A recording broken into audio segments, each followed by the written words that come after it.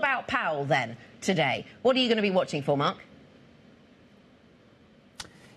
The expectation for Powell is that he will be dovish. My one worry is we all think that out there. And therefore, while I am part of that camp that thinks he'll be dovish, the asymmetric reaction will be for a bigger reaction if he does not deliver on that dovishness. So I'm a little bit nervous in that regard. I have to say that the overall impulse, I do think when you look at the US yields here and the dollar, kind of following up from your conversation there, is that I am looking at some point for a dollar turning point. I'm not quite seeing it yet, but maybe Powell can be a bit of a catalyst for that. I'm also looking at some point for the yield curve to steepen in the second half of 2024. That, though, has been the real widowmaker trade of the last couple of years. I have been one of the many people who have previously called for steepening that's just not been delivered. But I think we're getting to that point in the economic cycle where, given Powell has reiterated his dovishness, or his dovish reaction function, I should say, and we're expecting him to deliver that on this week, this point of the economic cycle, that could mean that if he acknowledges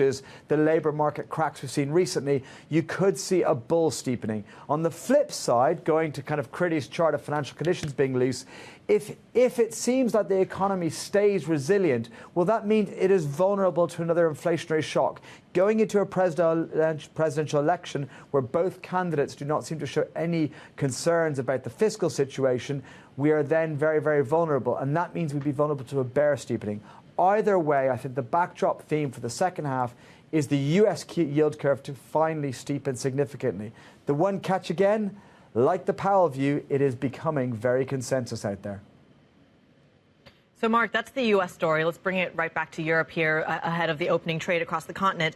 I think it's fascinating that guest after guest is looking at the turmoil in France, looking at the yield picture and saying that the periphery is still looking like better credit than the core. But if you look at the spreads, if you look at the yields that Spanish or Italian or Greek debt is offering versus French or German debt, you're not quite seeing that narrative show up in the pricing. Do you think it will? Yeah, I'm a little bit surprised. Look, I think that the France story stays subtly negative for the rest of this year. And I guess when you talk about the core versus the periphery, one of the dynamics we're seeing is, does France count as the core anymore, which it always has? You know, I think with some of that concern, it's in a little bit of a transition state.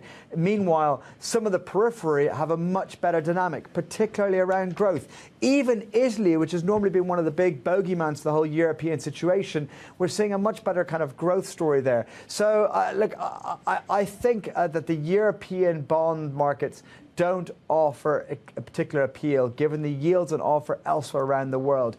Do I think you should suddenly trade them drastically negatively? No. And I don't think that the French election or the uncertainty is a catalyst to get aggressive about that view. But I think that the situation will continue to deteriorate slowly.